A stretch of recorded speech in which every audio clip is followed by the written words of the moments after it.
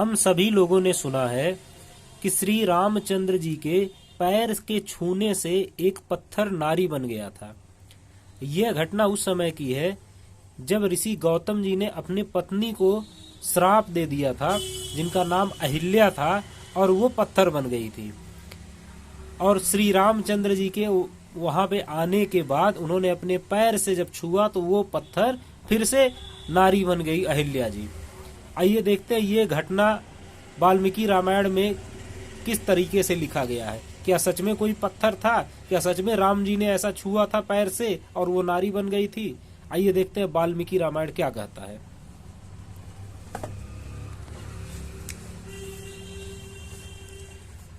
यहाँ पे है जब राम उस आश्रम में पहुंचने वाले हैं।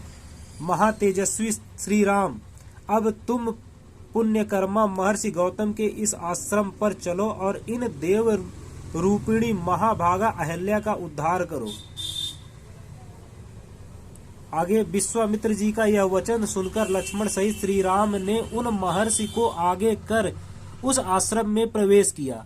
वहां जाकर उन्होंने देखा महासौभाग्यशालिनी अहिल्या अपनी तपस्या से देदीप्यमान हो रही है।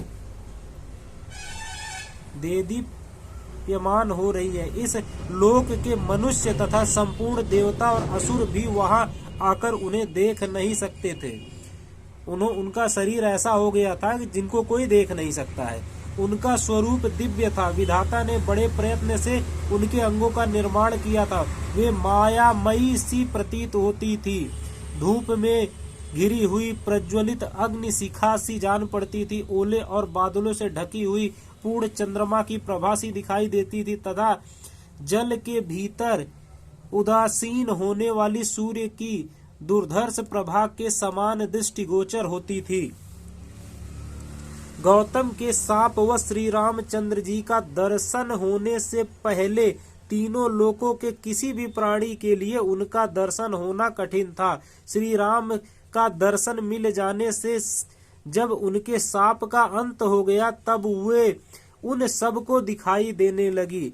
यहाँ पे साफ साफ लिखा श्री रामचंद्र जी के दर्शन से उनका पाप दूर हुआ है। यहाँ पैर से किसी पत्थर को नहीं छुआ गया है। श्री रामचंद्र जी का दर्शन से उनका पाप दूर हो गया। और जब तक उनको श्राप था तब तक उनका शरीर कोई देख नहीं सकता था, इस अवस्था में थी। जब उनका श्राप खत्म हो गया तब उन सबको दिखाई देने लगी।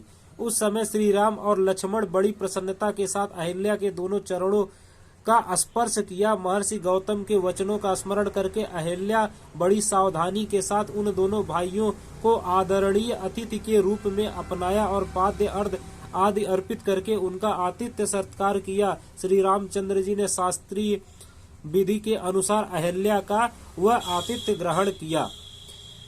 वाल्मीकि रामायण में कहीं पे भी कोई भी पत्थर का जिक्र नहीं है और ऐसी कोई घटना नहीं है।